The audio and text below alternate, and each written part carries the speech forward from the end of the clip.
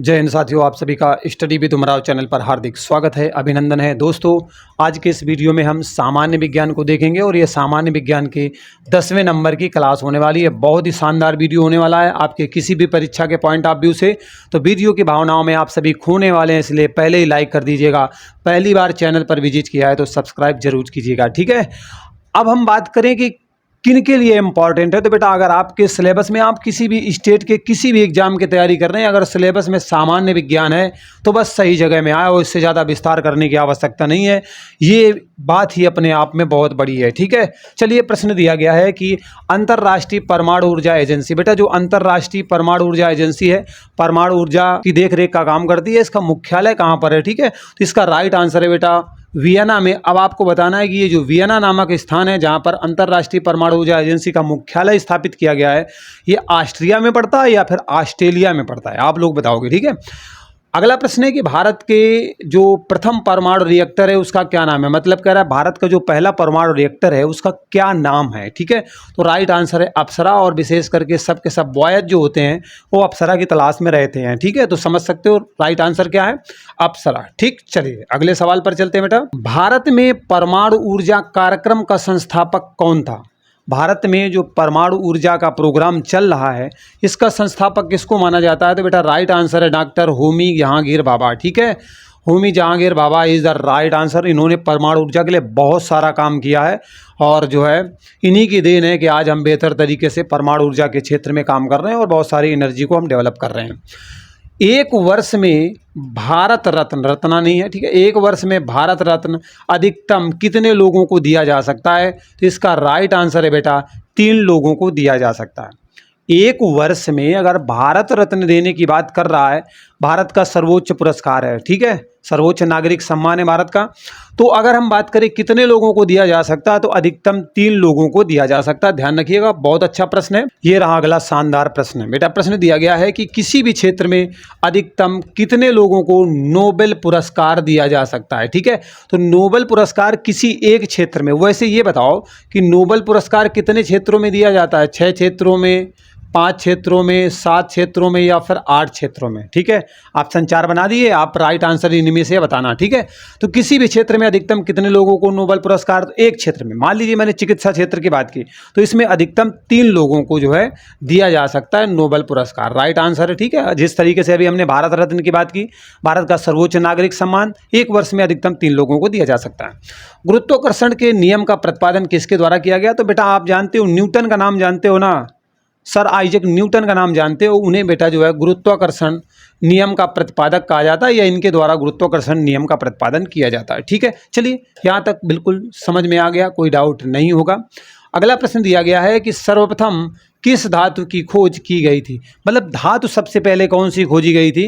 तो इसका right answer है बेटा तांबा। सबसे पहले तांबे की खोज की जाती है और इसकी खोज जो है आपके नवपाषाण काल में होती है, ठीक है। नवपाषाण काल अपने आप में बड़ा महत्वपूर्ण काल होता है क्योंकि यहाँ पर बहुत सारी खोजें होती हैं और उनमें आपकी जो है धातु की खोज होती है, उसका नाम बेटा क्या होता है, तांबा होता है। और इसके औजार हथियार बनाने का काम भी उस समय के जो आदि मानव जिसको आप बोलते हैं उनके द्वारा किया जाता है। गैस के अणुओं की जो गति है किस प्रकार की होती है। क्या जो गैस के अणु हैं वो क्या सही तरीके से गति करते हैं, मतलब एक के बाद एक क्रम से चलते हैं, नियमित होते हैं। तो नियमित नहीं होते हैं, गैस के जो अणु होते हैं वो अनियमित तरीके से यहाँ वहाँ भ्रमण करते रहते हैं। तो इसका राइट आंसर बेटा क्या है, अनियमित इज द राइट आंसर, ठीक है। चलिए यहाँ तक आपको बिल्कुल समझ में आ गया, कोई संदेह नहीं होगा। अगर किसी प्रकार का संदेह है तो बंदा हाजिर है। जवानों हिम्मत मत हारना, जंग तुम्हारी होगी और जीत भी तुम्हारी होगी और वो जगह भी तुम्हारी होगी, ठीक है। अगर हम बात करें प्रश्न की तो एक पिंड नियत चाल से वक्र पथ पर इस तरीके से पथ पर गतिमान है, चल रहा है, पिंड के त्वरण की दिशा क्या होने वाली है आपसे पूछ रहा है। एक पिंड है, पत्थर ले सकते हो, कुछ भी ले सकते हो, किसी ग्रह को ले सकते हो, सैटेलाइट को ले सकते हो, किसी को भी ले सकते हो, पिंड बोला। तो नियत चाल से एक वक्र पथ पर क्या हुआ है, गतिमान है। तो पिंड के जो त्वरण की दिशा है वो क्या होगी, तो पिंड के जो है लंबवत होने वाली है। पिंड इस तरीके से है तो लंबवत होने वाली है त्वरण की दिशा, ठीक है। अगला प्रश्न है कि चाल और वेग, क्या लिखा हुआ है बेटा, चाल और वेग किस प्रकार की राशियों के अंतर्गत आते हैं। तो अगर हम बात करें चाल की तो चाल बेटा आपकी अदिश राशि में आती है, ठीक है। चाल कौन सी राशि है, अदिश राशि है जिसे आप स्केलर क्वांटिटीज बोलते हैं। और जो वेग होता है ना, ये बेटा आपके सदिश राशि के अंतर्गत आता है जिसे हम वेक्टर क्वांटिटी, ठीक है, के नाम से जानते हैं। स्केलर क्वांटिटीज और वेक्टर क्वांटिटीज के नाम से हम जानते हैं, ठीक है। तो बेटा जो वेग होता है ना वो आपका सदिश राशि होता है और जो चाल होती है वो आपकी अदिश राशि होती है, ठीक है। ध्यान रखिएगा, बहुत ज़्यादा प्रश्न पूछा जाता है कि कौन सी सदिश राशि है और कौन सी अदिश है, चाल और वेग जरूर देता है, ठीक है। अगला प्रश्न है कि ब्रह्मांड में गति और विराम की अवधारणा कैसी है। मतलब ब्रह्मांड में जो गति और विराम की अवधारणा दी गई है वो किस पर आधारित है, तो वो बेटा सापेक्ष है, ठीक है। किस तरीके से है, सापेक्ष है। अगला प्रश्न है, गति सदैव सापेक्ष होती है, निरपेक्ष गति का कोई अर्थ नहीं है, यह किसका कथन है। कहने का मतलब है कि गति हमेशा सापेक्ष होती है, निरपेक्ष का एक्चुअली में कोई मतलब ही नहीं होता निरपेक्ष गति का।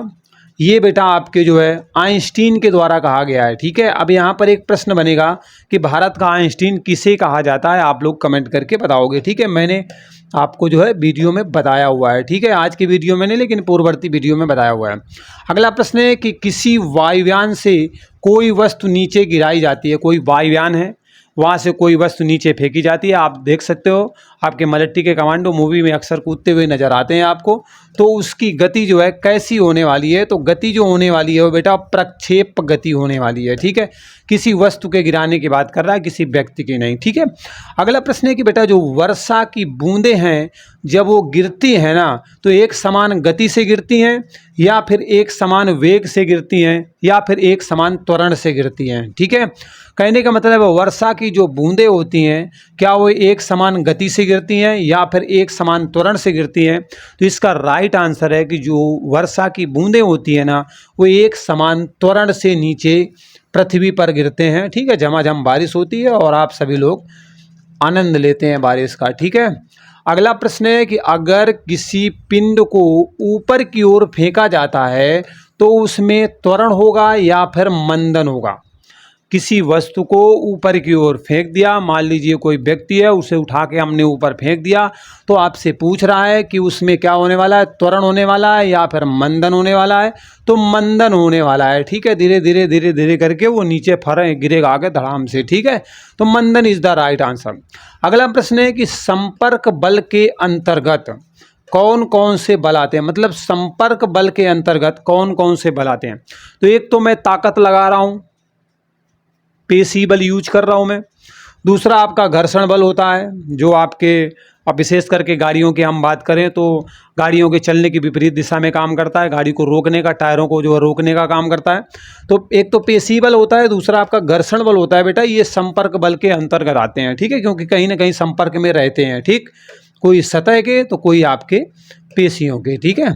अगला सवाल दिया गया है कि दंत मंजन की जो बेटा ट्यूब होती है ना, दवा के मंजन निकालो, दांतों को साफ रखो, तो पेस्ट बाहर निकालने के लिए एक बल लगाना पड़ता है। एक्चुअली में बल कौन सा होता है आपसे पूछ रहा है, तो बेटा पेशीय संपर्क बल होता है। पेशीय संपर्क बल होता है जो आप पेस्ट पर लगाते हो ट्यूब पर और उसके बाद पेस्ट बाहर निकलता है, ब्रश पे लगा करके आप जो है दांतों को बिल्कुल क्या करते हो, साफ कर देते हो। तो दंत मंजन की ट्यूब से पेस्ट बाहर निकालने के लिए आपको कौन सा बल लगाना पड़ेगा, कौन सा फोर्स लगाना पड़ेगा, तो इसका राइट आंसर है पेशीय संपर्क बल। अगला प्रश्न है, जब हम किसी वस्तु को ऊपर की ओर फेंकते हैं तो वह वस्तु नीचे क्यों गिर जाती है। यार मैंने गुस्से में ना किसी आदमी को उठा कर ऊपर फेंक दिया, ठीक है, तो उसके बाद क्या होगा, क्या वो ऊपर चला जाएगा सीधे, वो अलग बात है कि वो नीचे गिरेगा आकर के, उसके बाद जो भी होगा, ठीक है, लेकिन पहले तो वो नीचे गिरेगा आकर के, ठीक है, उसके बाद वो ऊपर जाए, बात अलग है।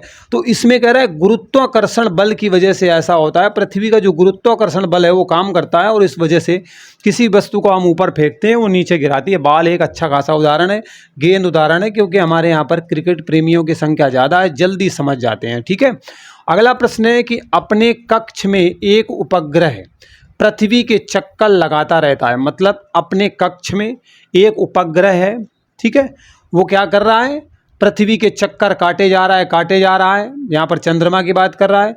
वह ऐसा किस कारण से कर पाता है, तो इसमें क्या होता है बेटा केंद्राभिमुख बल काम करता है और इसमें पृथ्वी का जो है गुरुत्वाकर्षण बल भी काम करता है, जिसकी वजह से वो टिका रहता है, नहीं तो घूमते घूमते पता नहीं कहाँ न टकरा जाकर मतलब कहाँ पे टकरा जाए। ठीक है, तो कहने का मतलब है कि जो उपग्रह है ना पृथ्वी के चक्कर किस तरीके से लगा रहा है, तो केंद्राभिमुख बल के कारण ऐसा हो पा रहा है। ठीक है, अगला प्रश्न है कि विद्युत चुंबकीय बलों का मापन किस नियम के आधार पर किया जाता है। तो बेटा विद्युत चुंबकीय बलों का जो मापन है वो कूलाम के नियम पर आधारित होता है या कूलाम के नियम के अंतर्गत किया जाता है। ठीक, चलिए यहाँ तक समझ में आ गया।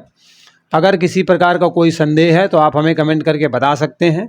और वीडियो बेटा आपका समाप्त हो चुका है, कैसा लगा आप सभी लोग बताएंगे। ठीक है, और आपसे विनम्र आग्रह है कि उत्साहवर्धन के लिए लाइक ज़रूर करें, मोटिवेशन मिलता है और एक नया जोश आता है जवानों आप में भी और मुझ में भी, ऐसा नहीं है कि नहीं आता। ठीक है, शेयर ज़रूर कीजिएगा जिस भी सोशल मीडिया का यूज कर रहे हैं यार दोस्तों के साथ में, कमेंट ज़रूर कीजिएगा। ठीक है, अपनी राय ज़रूर दीजिएगा या कोई सुझाव देना चाहते हैं वो भी आप हमें बता सकते हैं। और अगर पहली बार विजिट किए हैं ना तो सब्सक्राइब करके ज़रूर जाइएगा। ठीक है, चलिए मिलते हैं अगले वीडियो में एक नए अपडेट के साथ। बाय बाय, टेक केयर, जय हिंद।